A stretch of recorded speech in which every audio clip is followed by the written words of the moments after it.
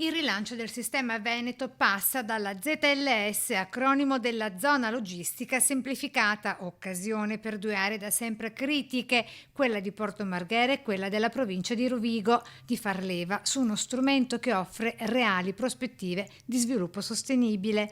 Così l'assessore regionale Roberto Marcato alla prima riunione del tavolo tecnico tra Regione e Unindustria. Abbiamo trovato l'unanimità su questa proposta e quindi adesso siamo in definizione di questo e poi la Camera di Commercio partirà concretamente per elaborare un piano strategico da presentare al Governo, che è il nostro interlocutore evidentemente, e insomma questa è un'opportunità per il nostro territorio davvero straordinaria.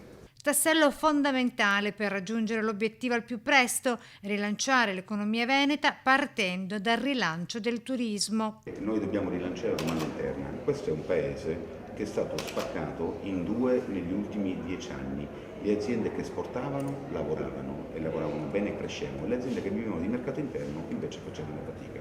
Il turismo viveva di mercato esterno. Venuta meno la domanda esterna, questo paese è come tanti altri paesi, anche la Germania sta avendo lo stesso identico problema, dal punto di vista industriale è crollato e il turismo è anch'esso un'industria. Noi chiediamo lo sblocco degli investimenti perché bisogna rilanciare la domanda interna. Dobbiamo iniziare, perché la liquidità la chiediamo? Mica per diventare più ricchi, per pagare i fornitori. Per iniziare a individuare quegli strumenti di fiducia che mettono in condizioni i privati di dialogare.